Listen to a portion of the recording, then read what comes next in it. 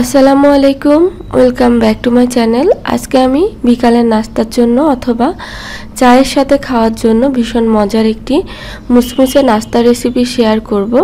আর এটার নাম হলো পটেটো রোল সমোসা। বানানো খুবই সহজ এবং খেতে ভীষণ মজা। তো চলুন সহজ এই মজাদার নাস্তাটা কিভাবে তৈরি করতে হয় দেখে নিই। প্রথমে একটা বোলের মধ্যে নিয়ে নিচ্ছি 1 কাপ পরিমাণ ময়দা। এখানে আটা নেওয়াও যাবে। কালো জিরা দিয়ে দিচ্ছি 1/2 চা চামচ পরিমাণ। এখন দিয়ে দিচ্ছি লবণ স্বাদ মতো। তারপর এখানে আমি 1 টেবিল চামচের মতো সয়াবিন তেল দিয়ে দিলাম। তেলটা দেওয়ার পরে তেলটা খুব ভালোভাবে ময়দার সাথে মাখিয়ে নিতে হবে। যত ভালো মাখানো হবে এই নাস্তাটা খেতে তত বেশি ভালো লাগবে। তো একটু সময় নিয়ে আমি মাখিয়ে নিয়েছি। এরকম মুঠ করলে যখন মুঠ বেঁধে যাবে তখন বুঝতে হবে মাখানোটা হয়ে গিয়েছে। এখন আমি এর ভিতরে একটু একটু করে পানি দিয়ে একটা ডো তৈরি করে নেব। আর ডোটা কিন্তু টাইট ডো হবে, খুব বেশি পানি একবারে দিয়ে দেওয়া যাবে না। আর খুব ভালোভাবে মাখাতে হবে। পরোটার ডো আমরা যেমন তৈরি করি তার থেকে একটু বেশি টাইট হবে। তো দেখতেই পাচ্ছেন ডোটা আমার হয়ে গিয়েছে। এই পর্যায়ে আসলে একটু ভালোভাবে মথে নিতে হবে। 2 থেকে 3 মিনিটের মতো আমি ভালোভাবে মথে নিয়েছি। এখন আমি রেস্টে রেখে দিব 15 থেকে 20 মিনিটের জন্য। একটা সাইডে রেখে এখানে একটা বোল নিয়ে এর ভিতরে আমি 2টা সিদ্ধ আলু নিয়ে নিয়েছি। এখন এই আলু দুইটাকে আমি গ্রেটার দিয়ে গ্রেট করে নিব। আপনারা চাইলে কিন্তু ভালোভাবে ম্যাশ করে নিতে পারেন। তো এমনভাবে এটাকে ম্যাশ করতে হবে যেন কোনো গোটা না থাকে। তো আমার গ্রেট করা হয়ে গিয়েছে। এখন আমি এর ভিতরে দিয়ে দিচ্ছি পেঁয়াজ কুচি 2 টেবিল চামচের মতো। তারপরে এখানে দিয়ে দিলাম স্বাদ মতো লবণ। এখন দিয়ে দিচ্ছি রসুনের গুঁড়া 1/2 চা চামচ পরিমাণ। এখানে রসুনের গুঁড়াটাই ব্যবহার করতে হবে। আদার গুঁড়া দিয়ে দিলাম 1/2 চা চামচ পরিমাণ। চিলি ফ্লেক্স দিয়ে দিচ্ছি 1 চা চামচ পরিমাণ। আপনারা আপনাদের স্বাদ মতো দিয়ে নেবেন। কাঁচামরিচ কুচি দিলাম 2টার মতো, এটাও আপনাদের স্বাদ মতো দিয়ে নেবেন। আপনারা চাইলে এর ভিতরে ধনিয়া পাতা কুচি দিয়ে দিতে পারেন, তবে আমি আজকে দিলাম না। এখন সব উপকরণগুলোকে খুব ভালোভাবে মাখিয়ে নিচ্ছি। ভালোভাবে মাখানো হয়ে গিয়েছে। এখন আমি একটা সাইডে রেখে দিচ্ছি। এদিকে আমি ময়দার ডোটা রেস্টে রেখে দিয়েছিলাম। 15 মিনিট পরে ফিরে আসলাম। আর একটু মথে নিয়ে আমি এখান থেকে সামান্য একটু লেচি কেটে নিচ্ছি। তো একটু ছোট করে নিতে হবে লেচিটা। তারপর একটা বোর্ডের উপরে নিয়ে সামান্য একটু ময়দা ছিটিয়ে আমি এর উপরে লেচিটা দিয়ে লেচিটা এখন বেলে নিব।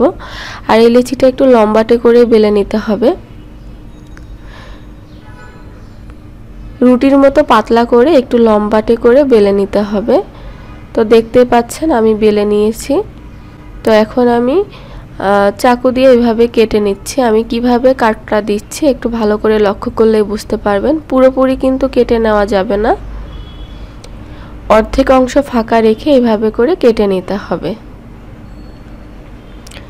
এখন নিচের সাইডে যে অংশটুকু আছে এখানে আমি আগে থেকে যে আলুর ভর্তাটা করে রেখেছিলাম সেখান থেকে অল্প একটু আলু নিয়ে আমি এখানে দিয়ে দিব। অনেক বেশি পরিমাণে দেওয়া যাবে না, আবার অনেক কমও দেওয়া যাবে না, পরিমাণ মতো দিয়েছি। আর চারো সাইড থেকে আমি একটু পানি লাগিয়ে নিচ্ছি। পানিটা কিন্তু আঠার কাজ করবে।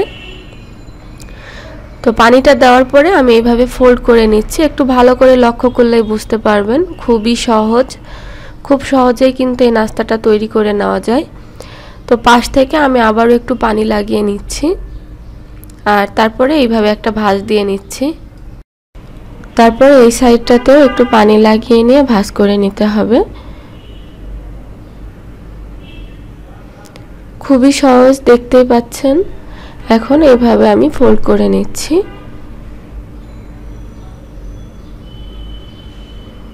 তো যে সাইডটাতে একটু লাগতে বাকি থাকবে ওখানে একটু পানি লাগিয়ে নিলেই হয়ে যাবে। তারপর এরকম একটু রোলের মতো করে নিয়েছি। তো দেখতে পাচ্ছেন কত সহজে হয়ে গেল। বাকি নাস্তাগুলো আমি একইভাবে তৈরি করে নিয়ে চুলায় একটা প্যান বসিয়ে পরিমাণ মতো তেল গরম করে নিয়েছি। তো এখন আমি নাস্তাগুলোকে ছেড়ে দিচ্ছি। আর এই চুলার আঁচটা কিন্তু মিডিয়াম লোতে রাখতে হবে।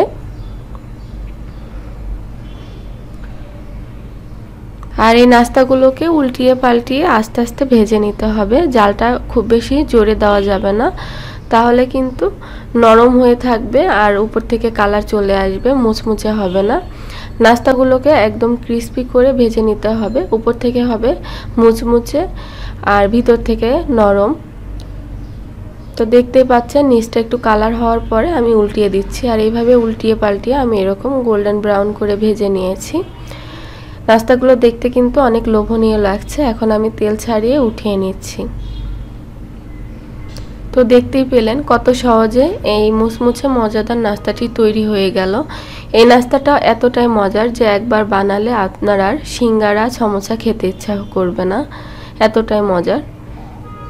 তো বাসায় একবার হলেও তৈরি করে দেখবেন আর আমাকে কমেন্ট করে জানাবেন আমার আজকের রেসিপি আপনাদের কাছে কেমন লাগলো সেটাও কমেন্ট করে জানিয়ে দিবেন। আর ভিডিও ভালো লাগলে অবশ্যই একটা লাইক দিয়ে দিবেন। আমি আপনাদেরকে একটা ভেঙে দেখিয়ে দিচ্ছি, ভিতরটা দেখুন কতটা ইয়ামি হয়েছে। তো আজকে আমি এখানে বিদায় নিচ্ছি, দেখা হবে অন্য কোনো রেসিপিতে। আল্লাহ হাফেজ।